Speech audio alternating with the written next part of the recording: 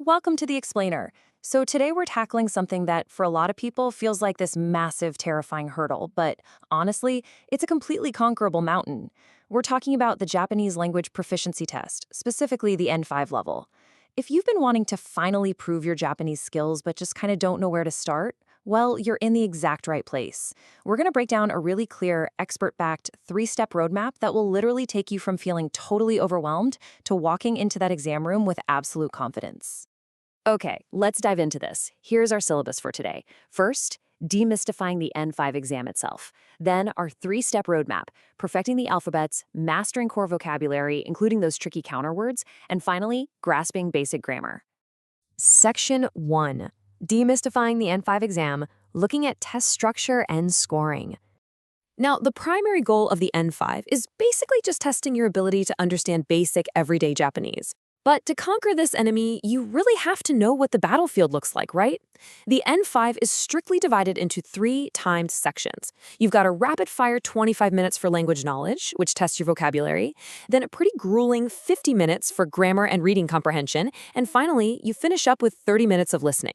Knowing these strict time limits right up front is honestly the first step in managing that exam day anxiety. Now, you've got to keep this number in your head, 80. The total passing score you need is just 80 out of 180 points. Sounds easy enough, right? But here's the massive catch that trips up so many test takers. You must also pass individual section thresholds. You can't just ace the vocabulary section and totally bomb the listening. A balanced study plan across all three disciplines is absolutely crucial to actually getting that certificate. Moving right along to Section 2, perfect the alphabets. That's your hiragana and katakana. Listen to this piece of hard-hitting advice from JLPT expert Shelby. Relying on Romaji must stop right now. You know, when you first start learning Japanese, writing things out in English letters, Romaji, it feels really safe. It's a security blanket. But you have to drop it today. The real exam contains 0 Romaji. If you're slow at reading the actual Japanese alphabet, those strict time limits on the reading section will absolutely destroy your chances. Let's move to and see how this builds.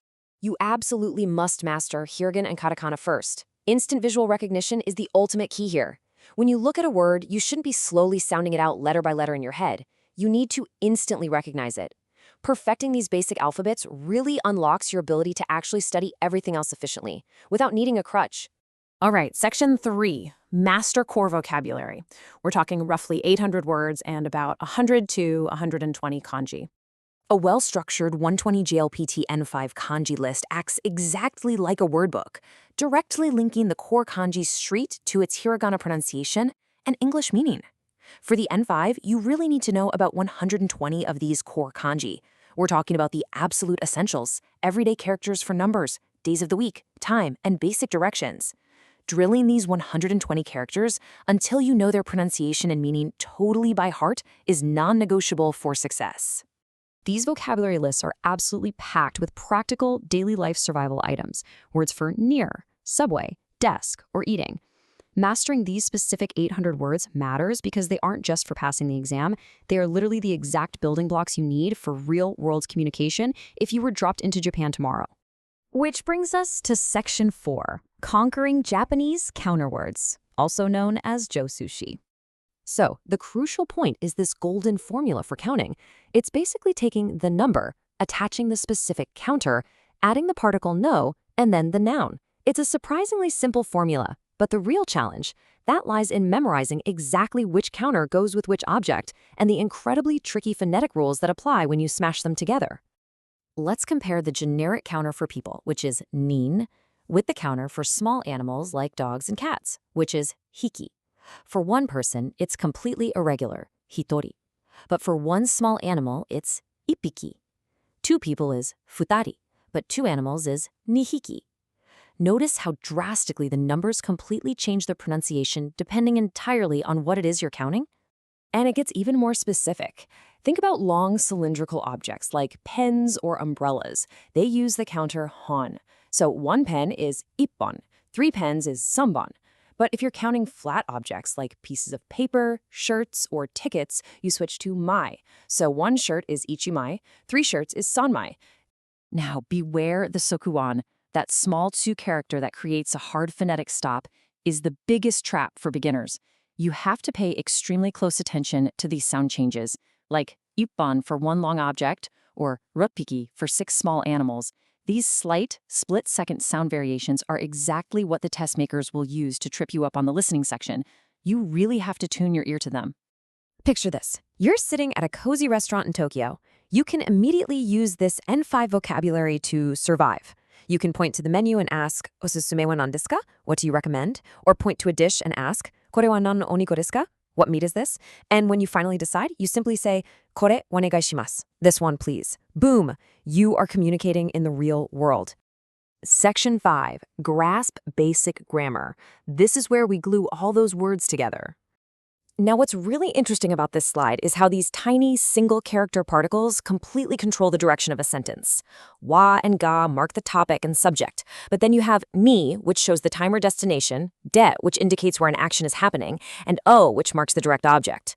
Literally, swapping a ni for a de completely changes what you're trying to say, which is exactly why mastering them is central to passing the N5. But beyond particles, the grammar pillars for N5 are actually refreshingly straightforward. You describe nouns just by putting adjectives right in front of them.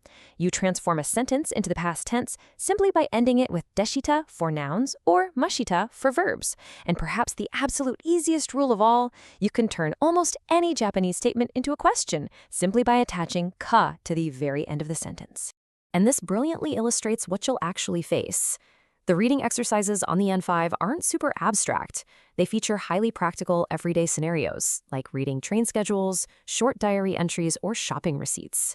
If you know your basic grammar and those 800 core words, you will be able to decipher these scenarios with plenty of time to spare. Finally, Section 6, the final blueprint to success.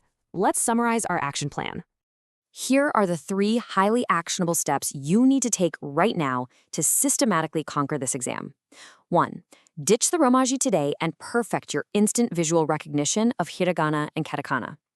2. Drill those 800 core words, the 120 kanji, and those tricky counters. And 3. Master your particles so you can actually glue those words together to unlock your reading and listening comprehension. You know, cramming the night before just doesn't work for language learning. Our expert sources totally agree that consistent daily habits are the real secret sauce here. Practice for just 10 minutes every single day. Make a word book or use flashcards to drill those core 120 kanji until they are second nature. And honestly, most importantly, use official mock exams to test yourself under those strict time limits. So, here is the ultimate question for you. Are you ready to drop the Romaji today and take your very first step toward Japanese mastery? The JLPT N5 isn't just a test. It is the absolute foundation for your entire Japanese language journey. Get off this explainer, grab your flashcards, and start studying. You've completely got this.